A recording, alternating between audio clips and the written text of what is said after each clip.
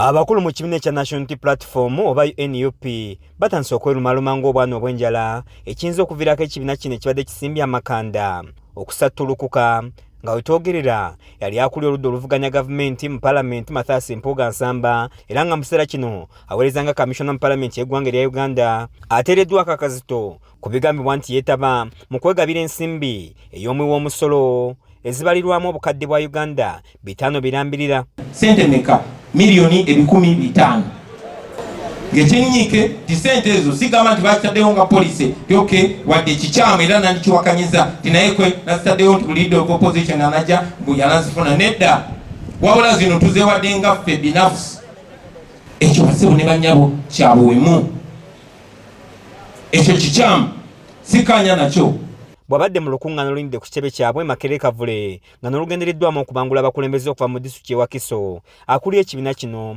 Principal Robert Kyagulanyi Ssentamu avudde mu mbeera ng'aliko ebiragiro 3 ebikakali eri omubaka Mathias Mpuuga Nsamba okuli eky'okuvaayo yeetonde kosa okuzzaayo ensimbi wamu n'okulekulira ekifo ky'obwa kamisona wa palamenti kubanga Yesu wakolagana n'abantu bayise abalyake mukola ebintu 3 okusooka kwekuzayo sente z'omusolo ekyokubiri kwetondera abannayuganda kuba eyo si ennono yaffe pozi n'ekisembayo kyekyokulekulira ekifo ekyo ekyobwa komishona kuba kyekyabalimukanibiro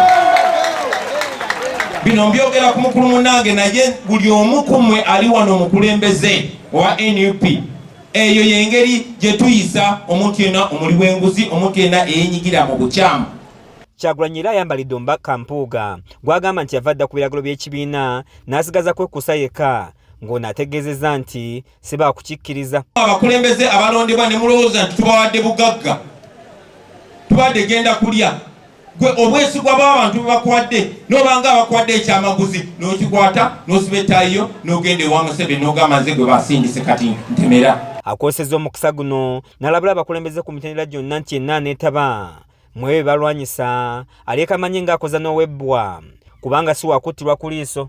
I want all the leaders bwe naaba nkyali mukulembeze wammwe mumanye nti nja kubeera mukambwe nnyo ku bulyake, nja kubeera mukambwe nnyo ku bubbi, nja kubeera mukambwe nnyo ku bantu abagezaako okuzanyisa omusaayi gw'abaana abantu.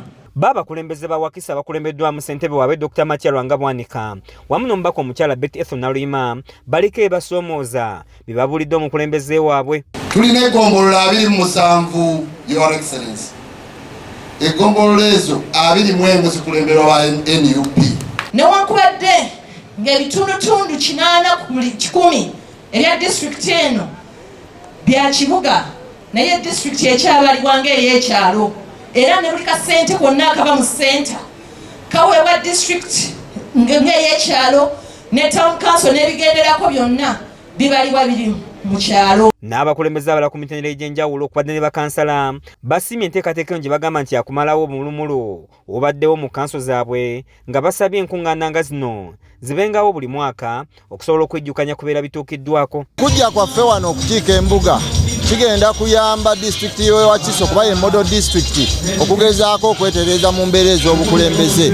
Kino tukakasa nti kigenda kugonjoola entalo zonna eziri mu kanso zaffe eziri mu mitendera egy'enjawulo mu bifo by'obukulembeze. Nti nga ffe bakansala twegulumiza nnyo tuwa abakulembeze ekitiibwa abatusingako. Nze n'olumu badde mpita meeting eza caucus olina agamba sijja kujja nga sipiika siyambise. Kizza Peter yakusakidde eggulire lino ku STV Agalero.